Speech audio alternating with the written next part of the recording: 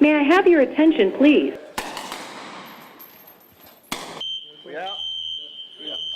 Today I wanted to observe and see if what we've been training for and what these guys have been doing, I wanted to see it come together. Just wait right there. We got help coming, okay? Something Mike Tyson used to say back in the 90s, and that is everybody has a plan until they get punched in the face. And we have a plan, and everybody knows our plan, and we've gone over our plan. But in a real life scenario, more likely than not, you're going to fall back on your highest level of training and your instincts.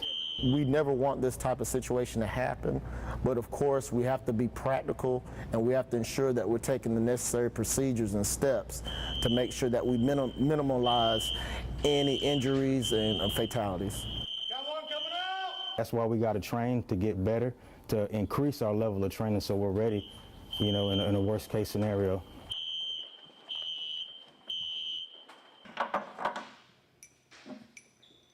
Man plans and God laughs, because I never would have thought that this would be a plan for me. Prison was never in James Vaughn's plans. An unfortunate string of incidents led to a life of crime.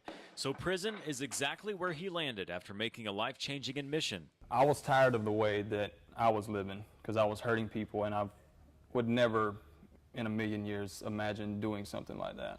And so I was basically just fed up with the way I was living, what I was doing, and so I basically just told him every crime I ever committed. Vaughn says while he's been incarcerated, he's been able to find what his family and friends had always seen in him. They knew the potential that I had, but my mind was so addled with drugs that I just blatantly ignored every bit of it. But coming here, it actually got my mind, I was sober and clean, and so I actually started seeing that what they were saying actually had some validity to it. So I'm kind of debating on putting it in there, but I kind of hate to waste that motor on Ford. One of those believers he met when he arrived at Wheeler Correctional was instructor Jeffrey Wyatt at Oconee Fall Line Technical College. Or if he decides to go into diesel mechanics or welding, I mean, he's got the aptitude and the attitude to survive and to make it in whatever he wants to do. Vaughn completed the 10.5-month diesel mechanics program offered through the Continuing Education Department. It not only helps him be able to put trucks back on the roads, but it also helped him walk across the stage. Michael Hill, Joshua Howlett, James Vaughn. That stage is actually a chapel where Vaughn not only received his degree as a diesel mechanic, but was chosen to speak at the ceremony with his wife in attendance. all the nervousness, all the shakes, it didn't really stem from getting up in front of everyone and doing the speech. It was about how proud I'm going to make her. Even though it's not the ideal situation, Vaughn says the changes he's made while in prison have changed him and made him realize his real purpose. I have a lot of people counting on me. I've heard a lot of people, and I want to be able to show them exactly what I'm capable of.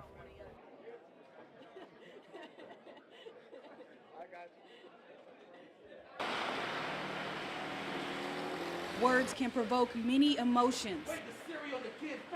Open wide, here comes the airplane. The oohs and ahs are made possible by modern-day wordsmiths using their words to show whose pen is better at engaging a crowd that includes Tyrone Bascom. But to the crowd, he's known as... Name's Clone. The Warner Robins native is making a name for himself in the world of battle rap. But getting to that stage like his name was nothing to laugh at.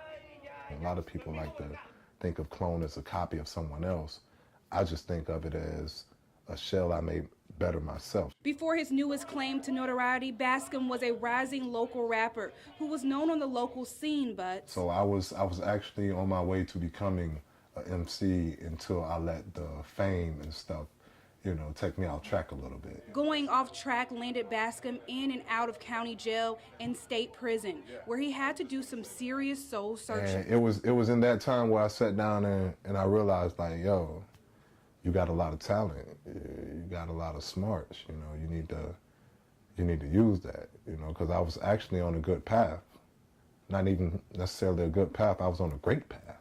before all the trouble came into play. After serving his time, he not only turned his attention back to music, but also to the classroom, where he received his associate's degree in business, graduating high amongst his class. Actually, salutatorian, second in my class. Bascom now says he's working on upping his ranking in the competitive world of battle rap, where he's a little more generous on his standing. I give myself a good top 25 though, reasonably.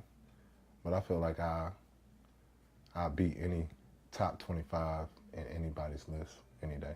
And he'll need that confidence to make it here. Yo, what's good? It's your boy Norbs, URLTV.TV, and we have the Southern Select PG. After competing on his own league, Wartown Battles, and the South's premier stage, Bullpen Battle League, he's now trying to make it on the battle culture's most respected stage, the Ultimate Rap League. But whether he's battling on stage or in the classroom, Bascom says he's happy with what he's done. It's been wonderful. These last few years, trouble-free, and I'm just elevating, I'm in a good space, so I couldn't be more thrilled at where I'm at right now. Against all odds, okay, and still I'm about to persevere. Okay. That sound, robotic, life-changing for these local high schoolers. It has been over 10 years since there was a yearbook. 10 years of memories never captured. When Dr. Hayon was describing what he had in mind, I could not picture it. Pardon the pun. Mercer engineering professor Dr. Sinjay Yun, with help from students like biomedical engineering major Ethan Brooks, set out to bring the vision to life. We printed basically all day, every day for a month to get all of them out. But how does an engineering professor and some of his best students print a school's history and gain the thankfulness of seniors like Angel Lopez? I appreciate the fact that we were the first group to receive a yearbook like this. You do what you do best, and according to Dr. Yan, you make the world's first 3D yearbook of its kind for the blind. While innovative, it wasn't an easy sell for the professor. First time I approached to Dr. Gibson about this idea, and she said, well, can I see it? After seeing the first copy of the yearbook, Dr. Gibson was on board. Dr. Yun says this is only the beginning. And we'll continue work with Dr. Gibson and the Academy to have this project forever. 1, 2, 3.